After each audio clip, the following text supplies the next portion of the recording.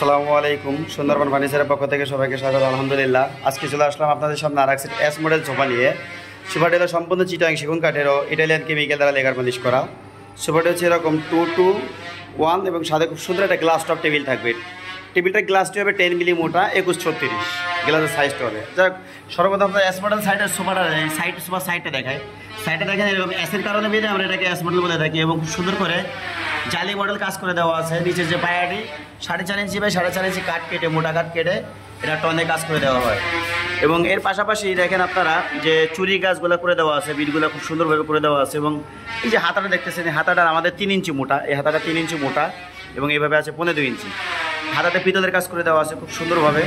এবং এটার পিছনেও কিন্তু সেম হাতাতে যে পিতলের কাজ করে দেওয়া এবং ব্যাগও এই ব্যান্ডগুলোতে পিতলের কাজ করে দেওয়া আছে।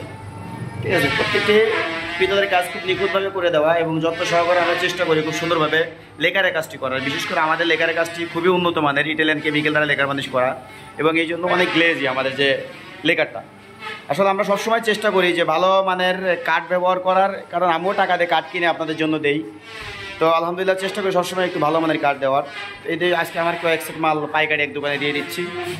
তো আসলে প্রত্যেকটি কাঠের যে ফাইবারগুলো দেখেন, নিখুঁত ফাইবার মাশাআল্লাহ।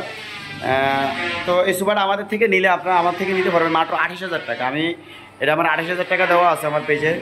এরকম এক সেট সোফা ফোম কভার বাদে 28,000 টাকা আমার ফ্যাক্টরি থেকে সরাসরি দেওয়ার করে নিতে পারতেছেন। এটা আমাদের পাইকারি রেট, খুচরাও যা পাইকারি রেটও তাই, মাত্র 28,000 টাকা। যদি কারো প্রয়োজন হয় অবশ্যই আমার স্ক্রিনে আমরা যোগাযোগ করবেন, অথবা আপনারা যে কোনো মডেল মাল আমাকে অর্ডার করতে সরাসরি আমার ফ্যাক্টরিতে এসে আপনারা আমার ফ্যাক্টরি ভিজিট করে আপনারা আমাকে অর্ডার করতে পারেন।